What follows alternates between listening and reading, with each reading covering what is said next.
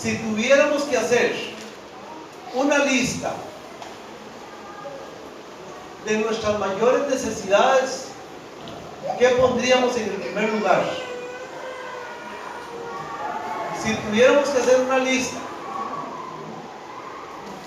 aún más, si Dios nos ofreciera hoy que nos resuelve un problema, ¿cuál sería el que escogeríamos que nos resuelva?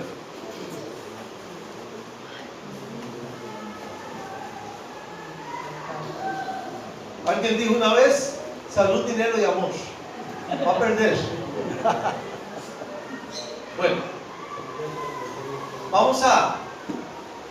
Ahí ustedes pueden pensar. Nadie dijo en voz alta. Ahí me hacían... Pues yo todavía no sé leer labios, entonces me quedé corto. Bueno, vamos a Marcos capítulo 2. Marcos capítulo 2.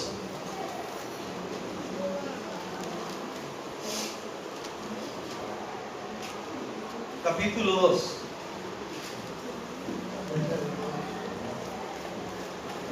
Libro de Marcos 2. Dice así la palabra del Señor: entró Jesús otra vez en Capernaum después de algunos días y se oyó que estaba en casa. Aparentemente era en la casa de Pedro, como nos relata Marcos 1:29, aparentemente. Dice: e inmediatamente se juntaron muchos, de manera que ya no cabían ni aún en la puerta, y les predicaba la palabra. Entonces vinieron a él unos trayendo un paralítico que era cargado por 4. Y como no podían acercarse a él a causa de la multitud, descubrieron el techo de donde estaba y haciendo una abertura bajaron el lecho en que yacía el paralítico. Al ver Jesús la fe de ellos, dijo al paralítico: hijo, tus pecados te son perdonados. Estaban allí sentados algunos de los escribas, los cuales cavilaban en sus corazones: ¿por qué habla este así? Blasfemia dice. ¿Quién puede perdonar pecados sino solo Dios? Y conociendo luego Jesús en su espíritu que cavilaban de esta manera, dentro de sí mismo les dijo: ¿por qué caviláis así en vuestros corazones? ¿Qué es más fácil decir al paralítico: tus pecados te son perdonados? O decirle: levántate, toma tu lecho y anda.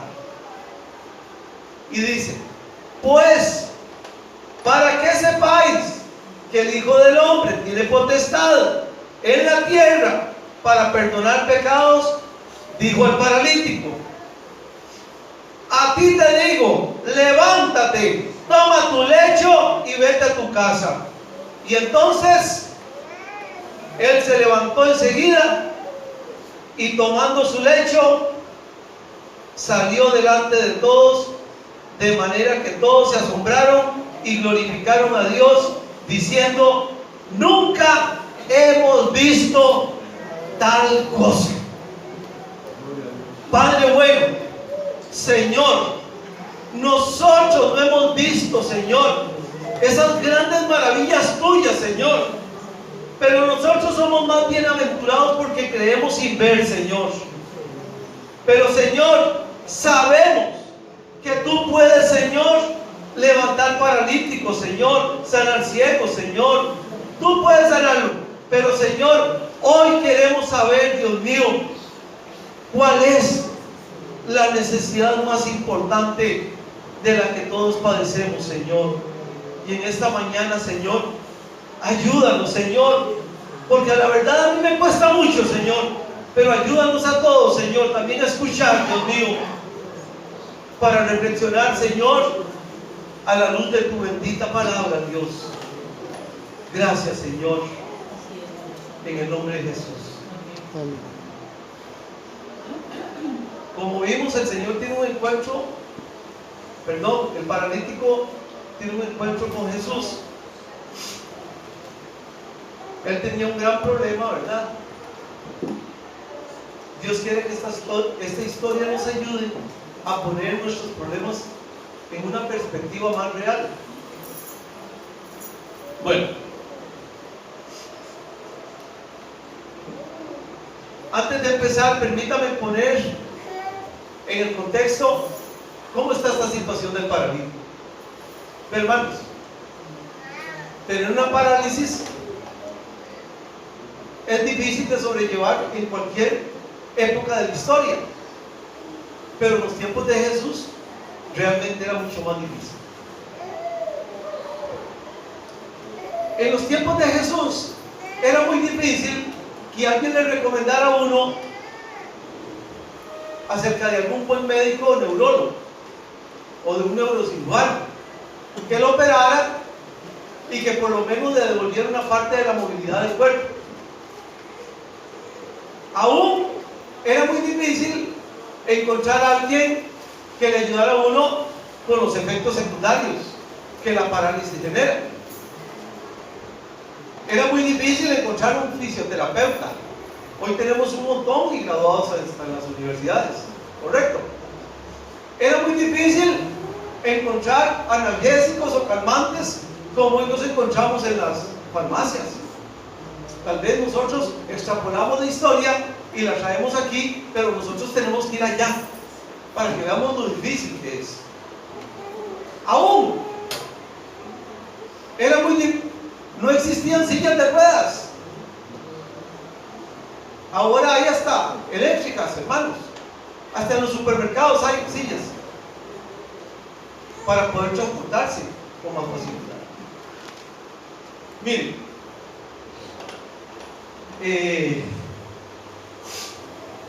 este hombre, desde que se despertaba hasta que anochecía, generalmente el paisaje que tenía, el escenario, era ver hacia el techo. Él dependía de los demás hasta en los más mínimos detalles. Cosas como comer, cosas como bañarse, hasta en esas necesidades que conocemos como las necesidades fisiológicas del ser humano. De todo, para todo dependía. Cuando los de su casa salían a hacer un mandado, él quedaba apoyado viéndose. Hermanos, si nosotros tuviéramos que escoger algunas palabras que representen la condición emocional de esta persona, diríamos cosas como dependencia, humillación, vergüenza, frustración, tristeza, depresión, desesperación, ansiedad. Y una persona en esa condición emocional, créanme, hermanos, que hasta piensa en quitarse la vida. ¿Cuántos lo creen? Realmente era algo difícil. Si nosotros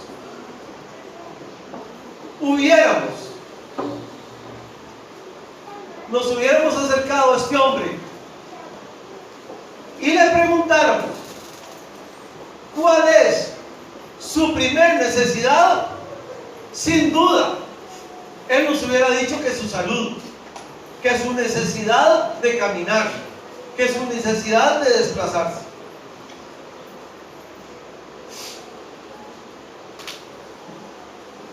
Resulta que providencialmente en Capernaum, donde estaba este paralítico, había regresado, como dice el texto, había regresado nuevamente Jesús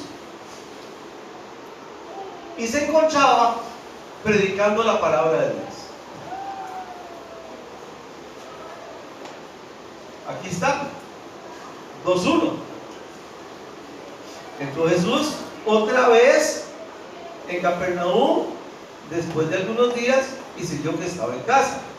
E inmediatamente se juntaron muchos, de manera que ya no cabían ni aún en la puerta, y les predicaba la palabra. Hermanos, siempre va a ser una nota característica las multitudes alrededor de Jesús. Siempre. Ahora, las multitudes no son confiables. En las multitudes, escúcheme lo que vamos a encontrar en las multitudes: ladrones, asesinos, rateros, mentirosos. Por supuesto, no faltan los chismosos también. De todo hay en las multitudes. Sin embargo, Jesús tenía compasión aún de las multitudes. Aún conociendo el corazón de las multitudes, Jesús tenía compasión. ¿Y saben qué hacía? Les predicaba la bendita palabra de Dios. Porque díganme ustedes, ¿cómo creerían si nadie les predicaba? De modo que la predicación de la palabra de Dios era fundamental. ¿Para qué? Para creer. Hermanos, no son los milagros, es la palabra la que cambia y transforma a las personas. ¿Cuántos lo creen? Y Jesús les enseñaba como quien tiene autoridad y no como los escribas. Así les enseñaba. Así lo dice desde el primer capítulo. Y en el versículo 3 nos dice que entonces vinieron a él unos trayendo un paralítico que era cargado por cuatro hombres Aquí no se dice ningún nombre, porque en realidad es lo que ocurrió, lo importante, no los nombres de las personas. El protagonista siempre va a ser Jesús. 4 hombres vienen, toman a este paralítico en una litera o camacho, como usted guste llamarle, lo agarran entre los 4 y se lo traen para donde estaba predicando Jesús. Pero cuando llegan, hermanos, había una muchedumbre, era una muralla humana impenetrable lo que había. Pero déjenme decirles que ellos eran persistentes. Y de paso, aclarar que una de las características de la fe es la persistencia, la perseverancia. ¿Cuántos lo creen? Amén. Entonces tomaron al paralítico, y en las casas de ese entonces generalmente había una escalera exterior que daba al techo, y el techo generalmente era utilizado como terraza. Entonces estos hombres, no sabemos por cuál escalera, de cuál casa, si esa misma o de otra de la par, tomaron al paralítico y lo subieron al techo mientras Jesús estaba predicando. En ese momento simplemente calcularon dónde estaba Jesús. A ver, ahí está Jesús. Vamos a comenzar aquí a descubrir un juego. Ahora, no crean que los techos de ese entonces eran tan sólidos y compactos como lo son ahora, sino que era lodo, ramitas, listones de madera, cosas mucho más sencillas. Y comenzaron a hacer un solemne juego. Hermanos, nos quedamos sin agua, ¿verdad? Nos quedamos sin agua. Bueno, no importa, así seguimos. Y comenzaron a hacer un solemne juego. Resulta que cuando terminaron el hueco, tenemos a 4 hombres viendo hacia abajo, y a una audiencia limpiándose seguro los escombros y viendo hacia arriba, ¿verdad? Yo me imagino que sí. Esto posiblemente causó algunas molestias, pero, muchas gracias, pero lo más maravilloso es que Jesús no se molestó. Quizás si hubiéramos sido nosotros, le decimos, a ver, vaya a la fila, todavía no he llamado para sanidades, ¿verdad? Porque nosotros somos medios groseritos, ¿verdad? A ver, ¿qué? Se están colando, ¿cómo se les ocurre? A ver, vamos, hagan fila. Pero Jesús no. Y en los 3 relatos paralelos de Mateo, Lucas y Marcos, en Mateo 9, Marcos 2 y Lucas 5, en los 3 Jesús más bien resalta la fe de ellos. En los 3 resalta la fe. Vean, hermanos, cuando hablamos de fe hay que tener mucho cuidado, porque el término fe o el concepto fe lo han deformado tanto que si unas personas van ahí a ver una tal negrita que no es la de Siquirres, pastor dice que no es la de Limón tampoco, que van a ver una tal negrita, a eso le llaman pasos de fe. Hay otro mantra que dice: créanlo, confiéselo, reclámelo y recíbalo. Eso tampoco es fe. Eso es un mantra paranormal, lo que usted quiera, algo místico, pero eso no tiene que ver nada con la fe. También dice la gente, la fe mueve montañas. Y yo no creo que tantos derrumbes en la carretera es producto de eso. Hermanos, déjenme decirlo, la fe no vale nada. Escúchenme lo que digo, no digan lo que no digo. la fe no vale nada si no está en el objeto correcto. En el objeto correcto.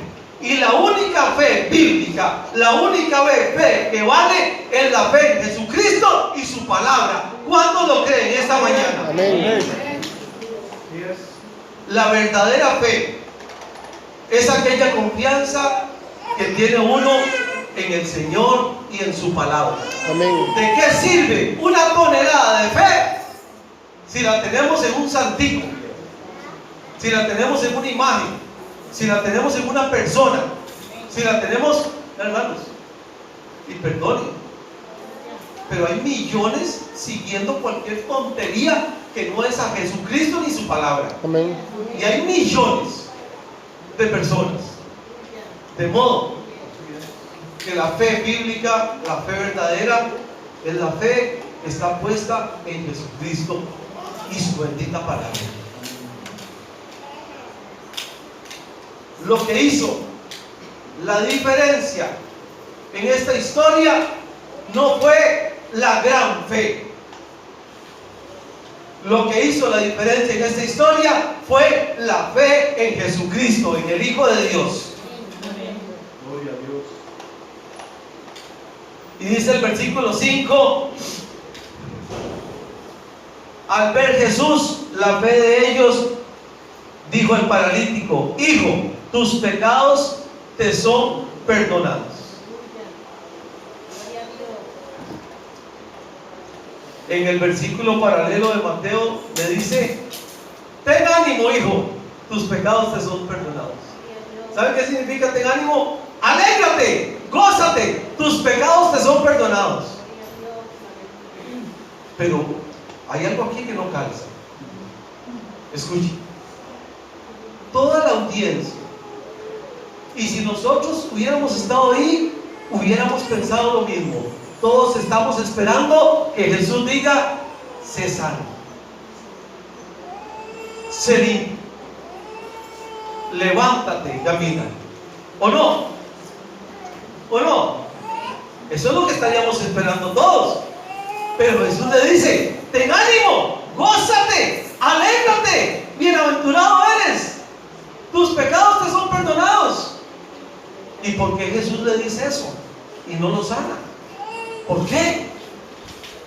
Porque no lo sana primero, para que él se goce y brinque de alegría. Hermanos, existe solamente una razón. Porque la necesidad más importante, más urgente, más apremiante de todo ser humano es el perdón de los pecados. Amén.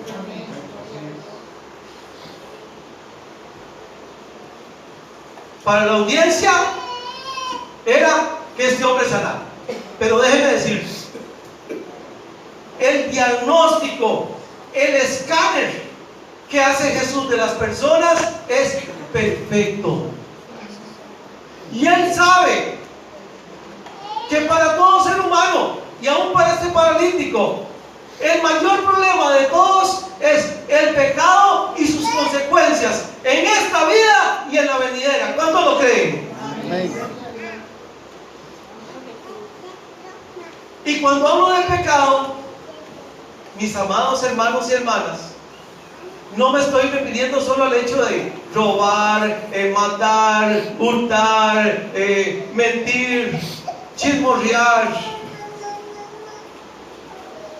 Me estoy refiriendo en especial a la fuente productora de pecados, a la fuente que genera todos nuestros pecados, y que Jesús en Marcos 7 la va a explicar con más detenimiento: el corazón del hombre.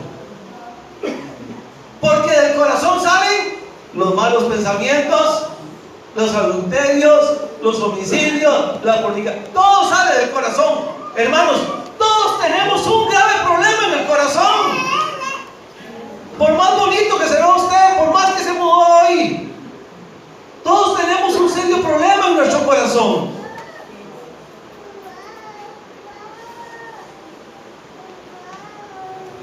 Pero el hombre, el ser humano, en lugar de buscar el perdón de Dios, prefiere darle la espalda. Y esta es la condenación: que la luz vino al mundo y los hombres amaron más las tinieblas que la luz. Amaron más el pecado que la luz, porque sus obras eran malas. Esta persona tenía una capacidad restringida para pecar. ¿Cómo así, hermano? Permítame. Un paralítico difícilmente puede asaltar. Difícilmente puede llegar a golpearte o a dañarte. Un paralítico difícilmente puede hacer una estafa. Ustedes han visto ahora cómo están hasta desde la abuela. Problema con la abuela, ¿verdad? Desde la reforma. Desde la reforma, hermanos, y han subido, se ha disparado. Y la gente sigue dando datos por teléfono, de una vez para aprovechar y informar. Hermanos, no dé datos por teléfono, por favor. No dé nada. No dé ni un confite por teléfono. Además, no se puede. Pero no dé información por teléfono. Por favor. A nadie. Ningún banco le va a pedir información.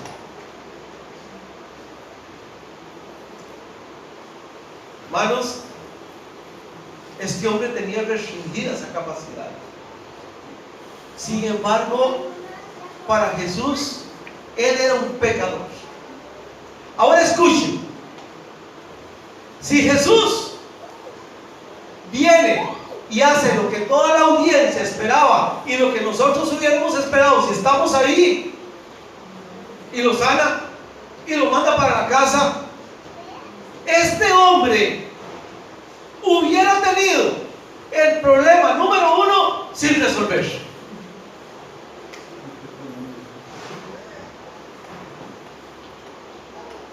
No tendría resuelto su problema número 1.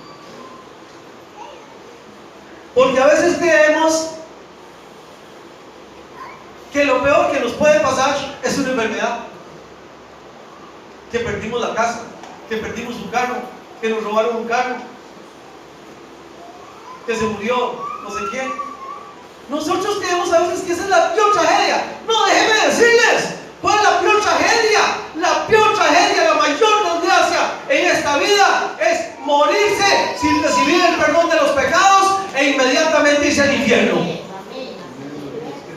Esa sí es una desgracia.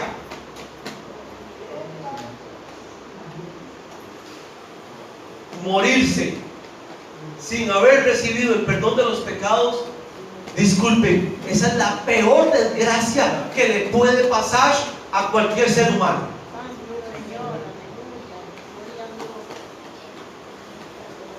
Porque la gente vive en ese engaño del si tan solo. ¿Han oído?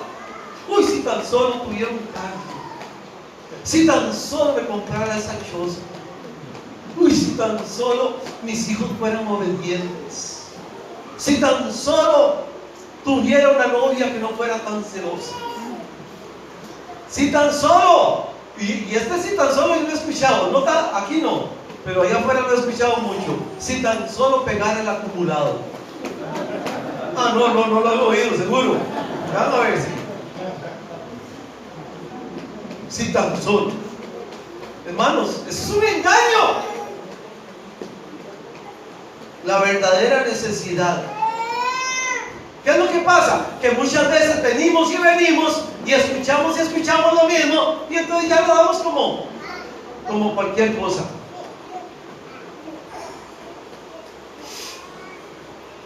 Si nosotros no ajustamos cuentas con Dios en esta vida, aunque lo rechacemos, un día vamos a tener que ajustar cuentas con Dios en el juicio del trono blanco, y ahí va a ser muy tarde.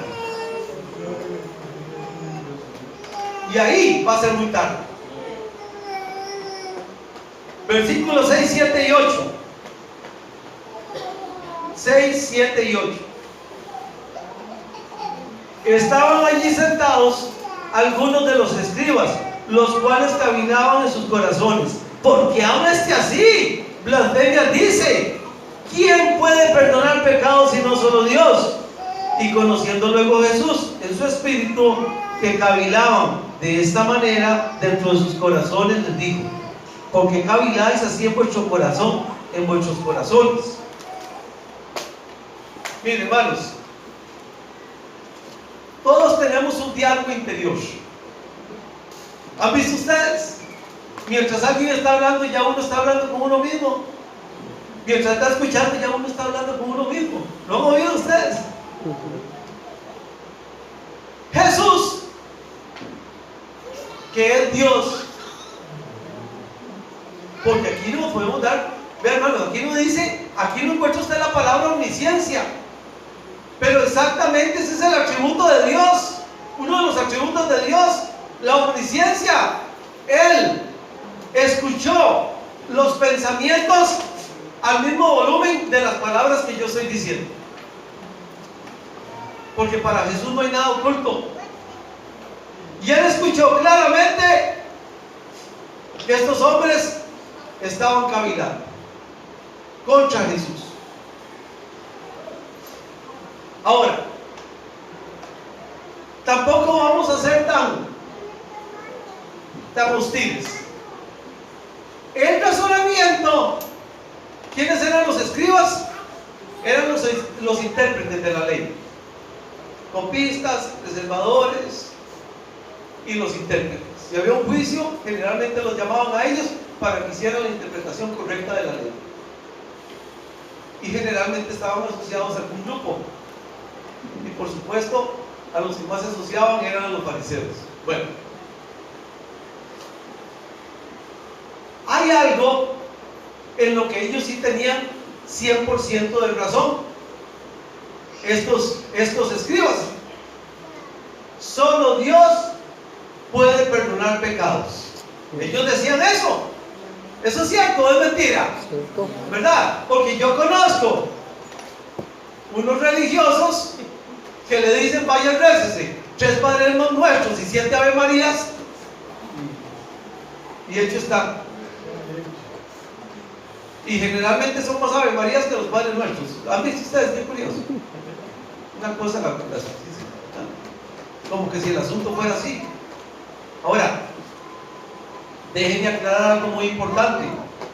Todo pecado es perdonado sobre la base del sacrificio de Jesucristo, sea del Antiguo Testamento, sea del Nuevo Testamento, pero solamente en base al sacrificio. ¿Por qué razón? Primero, el principal ofendido en cualquier pecado es Dios y solo Dios. Como dijo David: contra ti solo he pecado y he hecho la maldad delante de tus ojos. Así dijo Jesús, así dijo David. Porque siempre el ofendido va a ser Dios. Hay una excepción, que es cuando lo ofenden a uno y uno perdona a esa persona, pero en realidad la persona primaria que siempre es ofendida en cualquier pecado es Dios. ¿De cuál planeta estará hablando este hermano? Ok, y en el Nuevo Testamento también nuestros pecados son perdonados, pero ya nosotros, ahora, todos esos sacrificios de animales señalaban ¿a quién? A Cristo, a Jesús. Ahora, cuando nosotros somos perdonados, nosotros en lugar de ver al futuro vemos hacia el pasado, hacia el sacrificio de Cristo hace 2000 y resto de años. Entonces, todo pecado siempre es contra Dios, primariamente. Ahora, cuando este paralítico lo presenta ante Jesús, oiga lo que Jesús no le dice. Jesús no le dice: ve a Dios para que perdone tus pecados, ¿verdad? ¿Verdad que no le dice? Como si le dijo Pedro, ¿a quién? A Simón el Mago, ¿recuerdan? Hechos 8:22. ¿Qué le dijo? ¿Qué le dijo Pedro a Simón? Arrepiéntete de esta tu maldad y ve al Señor, a ver si acaso te perdona los pensamientos de tu corazón. Recuerda. Pero Jesús no le dijo eso. Le dijo: hijo, tus pecados te son perdonados. Permítame parafrasear lo que le dijo. Esto es mío. Hijo, tú has pecado toda la vida contra mí, pero quiero que sepas que yo perdono tus pecados. Entonces, por eso fue que los escribas dijeron: blasfemia, dice. ¿Quién puede perdonar pecados si no solo Dios?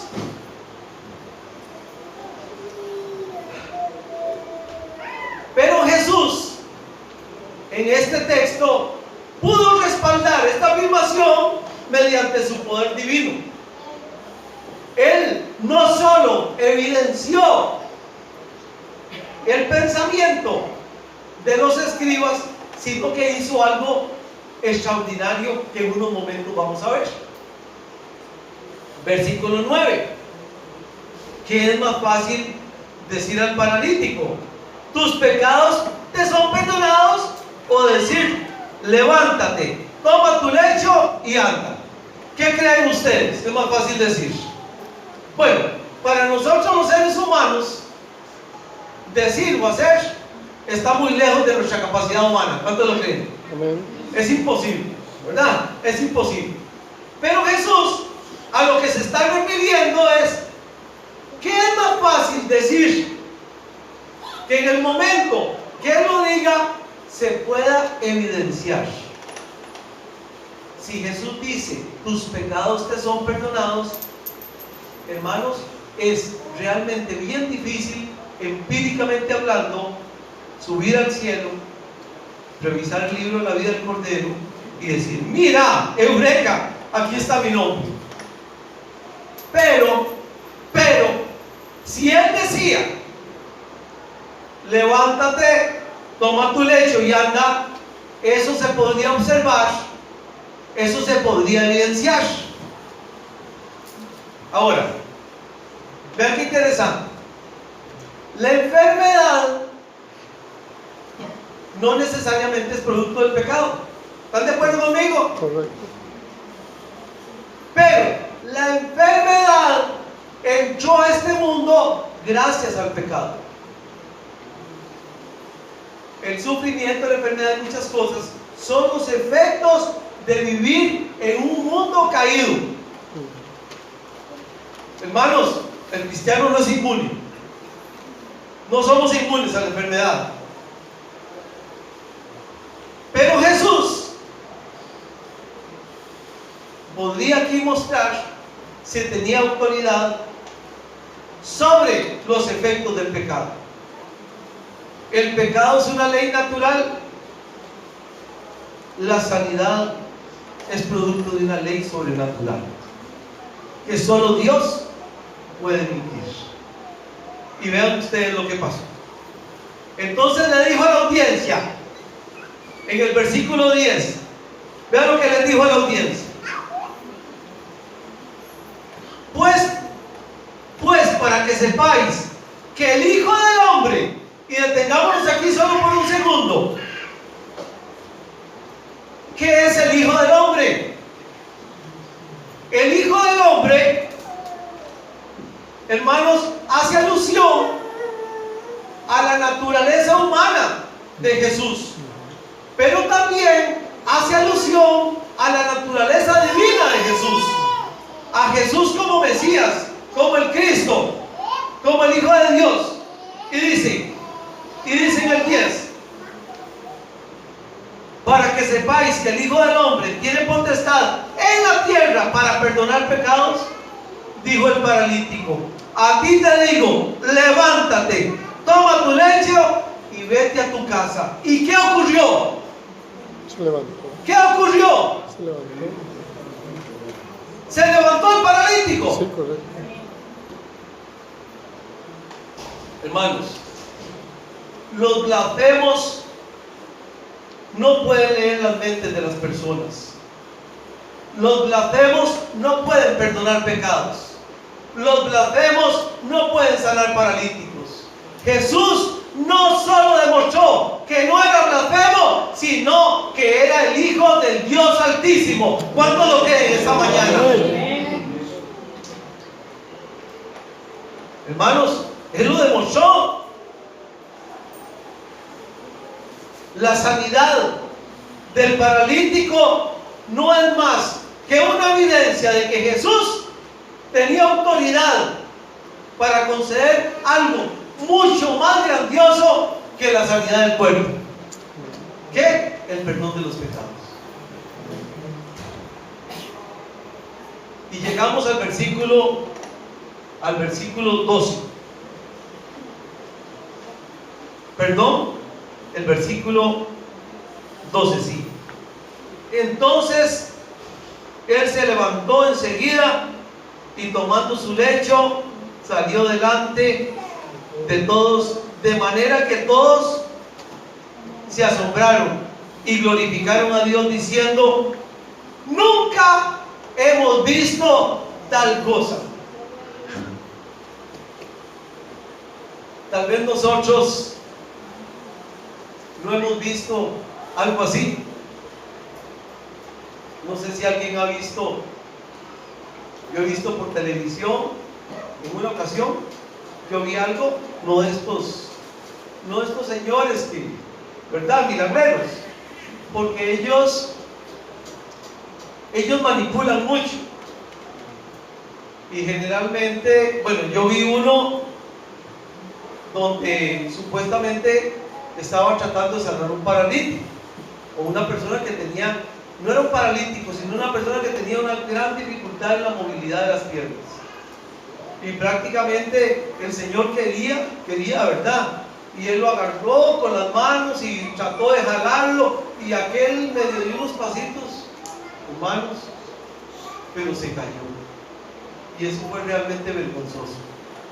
Pero déjenme decirles, cuando Jesús sanó a este paralítico, de verdad lo sanó. Este paralítico, hermanos, no tuvo que tomar después algunas sesiones de fisioterapia. Nada.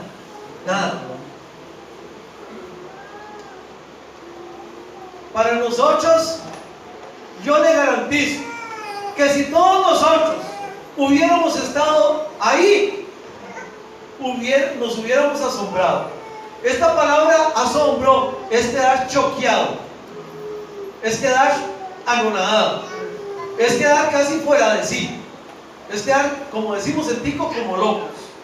¿Han oído esta frase? Como locos. Y vi tal cosa y quedé como loco. Esa es la frase asombrarse.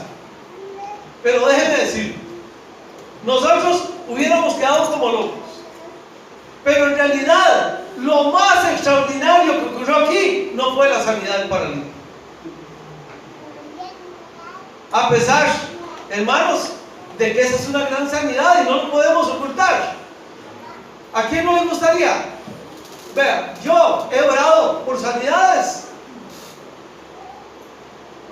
pero hay algo superior a cualquier sanidad, y es el perdón de nuestros pecados. Si tan solo nos fuéramos con el pensamiento de que aún todos nosotros lo necesitamos, hermanos, porque es que lo necesitamos. Y si somos creyentes, con mucha más razón.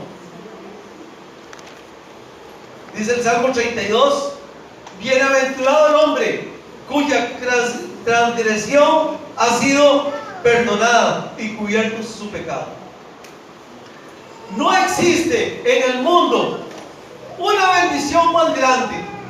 No existe en el mundo algo más grandioso que recibir el perdón de los pecados. Este paralítico, yo quiero que sepan que salió caminando como que si nunca en su vida hubiera tenido, hermanos, nada en sus músculos. Como que si este paralítico salió caminando como el que esté mejor de salud, salió pero con una vitalidad como que sin nada. Algo increíble. Algo increíble, hermanos. Pero eso no impidió, escúcheme, eso no impidió que su cuerpo siguiera el proceso de deterioro y envejecimiento de todos los seres humanos. Eso no lo impidió. Hermanos, todos nosotros, por mayor salud que tengamos, un día vamos a morir. Un día moriremos. Por más salud que tengamos.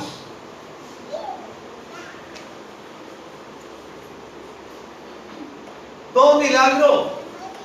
No sé si han visto ustedes, pero cuando una persona es llevada al hospital por razones de salud y cuando ya regresa bien, uno dice, esto fue como un milagro. ¿Lo han dicho? ¿Lo han dicho?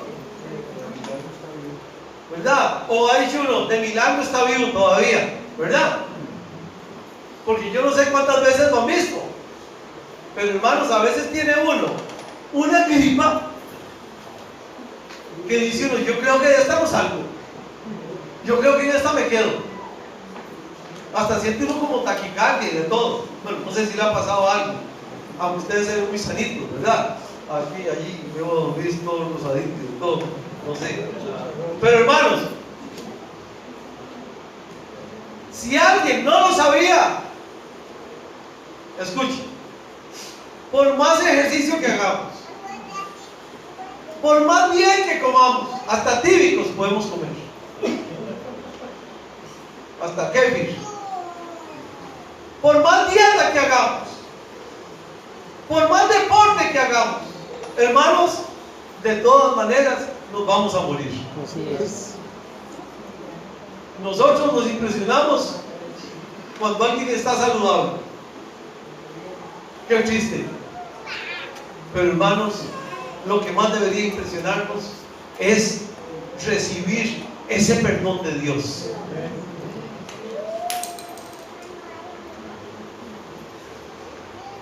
La salud que recibió este hombre, hermanos, no me digan que no, pero fue impresionante.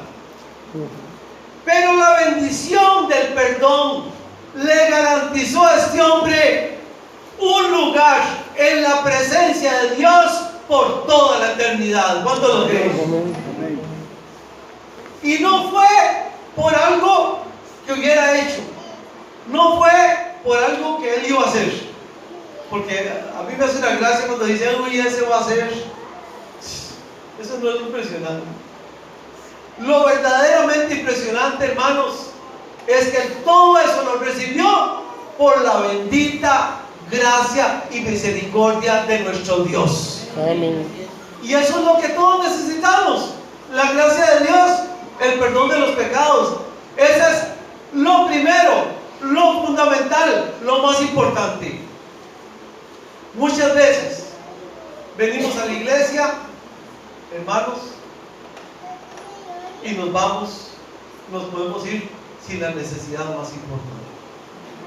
Yo quiero que por un momento se pongan de pie. Yo quiero que por un momento nos pongamos todos de pie.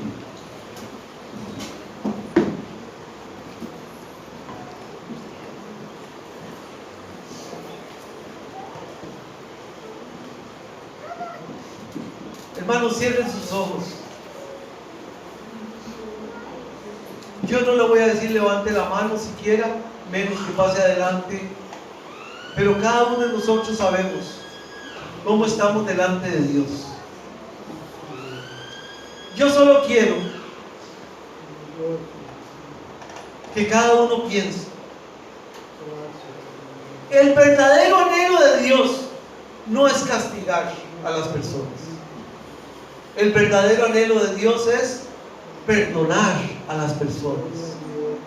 Si una razón por la que Cristo vino a este mundo fue para enseñarnos la verdad, y Él dijo: y conoceréis la verdad, y la verdad os hará libres. Solamente Jesucristo y su palabra nos pueden hacer libres. Porque, hermanos, no hay peor cadena que nos amarre como la cadena del pecado. Dios no está esperando que seamos completamente perfectos sin pecado, pero Dios está esperando que nosotros crezcamos en el conocimiento y la bendita gracia de nuestro Señor y Salvador Jesucristo. Si tienes que decirle ahí en tu corazón: Señor, si hay algo que necesito en esta mañana es tu perdón, y el perdón está cerca de tu corazón, está ahí cerca, porque Dios quiere perdonarnos, Dios quiere liberarnos. Padre, en esta mañana te damos gracias, Señor, porque tú eres bueno, Dios, y rogamos, Señor, que para los que te hemos conocido, Señor, tú no quites, Señor, tu misericordia y tu gracia en nuestras vidas, porque de ti dependemos, Señor. Pero si hay alguna persona que no ha recibido, que no te ha recibido, Señor, que en esta mañana pueda decir: Señor, yo te necesito, yo necesito tu perdón, Señor. Gracias, Dios, porque sabemos, Señor, que tú eres lo más importante para nuestra vida, Señor, porque tú eres el que nos salva, Señor. Tú eres el Salvador, tú eres el Redentor, tú eres el Mesías, tú eres el Cristo, tú eres el gran yo soy, Señor. Y en esta mañana queremos ampararnos, Señor, a tus verdades, Dios mío. Porque, Señor, ¿a dónde iremos si solo tú tienes palabras de vida eterna, Señor? Gracias, Dios, Señor. Gracias, Señor. Alabado sea tu santo nombre, Dios. Gracias, Señor. Dice la Escritura que si confesamos nuestros pecados, Él es fiel y justo para perdonarnos. La palabra ha sido expuesta y creo que ha llegado a nuestros corazones. Ahora lo que tienes que hacer es con humildad reconocerlo. Y ahí donde está, si usted ha pecado, dice la Escritura que si usted confiesa, Dios es fiel y justo para perdonar. No cometa el error que cometió el salmista cuando dijo que mientras callé se envejecieron mis huesos y mi verdor se convirtió en sequedades de verano, porque guardó el pecado. Es hasta que él declaró su pecado que entonces vino ese bálsamo de perdón, de sanidad, en donde él encontró nuevamente paz y estabilidad con Dios. Ahí donde usted está, si usted ha pecado, dile a Dios: Señor, perdóname. Y dile a Dios en qué has pecado. Él escucha tu voz. Con humildad dile ahí donde estás: Señor, perdóname. Si has violentado los principios de honrar a tu padre, a tu madre, si has guardado rencor, odio, si has guardado resentimiento, vamos, habla con Dios con humildad. Si no has honrado a tu esposo, si no lo has respetado, si no has honrado a tu esposa y no la has guardado como Dios espera, si has tomado lo que no es tuyo, si no has llegado a ser un trabajador fiel, vamos delante de Dios, preséntate en este momento y dile: Señor, yo confieso delante de ti mi pecado, Señor. Tu palabra dice que si yo lo confieso, tú eres fiel y justo para perdonarme. Y quiero que tú me perdones, Señor. Si en algún momento pude ayudar a alguien y no me dio la gana, Señor, porque fui indiferente a la necesidad de esa persona, si fui arrogante, orgulloso, si mi corazón se endureció en contra de mi prójimo en algún momento, te pido perdón. Vamos, dile al Señor: si he sido mezquino, si mi corazón ha sido rebelde, si he codiciado cosas ocultas en mi interior, Señor, tú conoces mi corazón y ahora me presento delante de ti, porque sobre la sanidad física o la situación circunstancial está el perdón, la paz contigo, Señor. Vamos, dile a Dios, yo quiero tener paz contigo, Señor. No quiero salir de aquí, Señor, paralítico emocionalmente, paralítico espiritualmente. Quiero salir de aquí, Señor, gozoso de que tú has perdonado mis pecados y me has limpiado de toda maldad. Señor, límpianos, perdónanos, santifícanos. Abrimos nuestro corazón a ti, Señor, y te pedimos que tu sangre preciosa sea santificando todo nuestro ser. Padre, yo quiero bendecir a tu pueblo y quiero pedirte que lo lleves en paz, que incrementes en ellos tu gracia, tu sabiduría, que incrementes en ellos tu protección y tu favor, Padre. Padre, en el nombre de Jesús, yo los bendigo, Señor.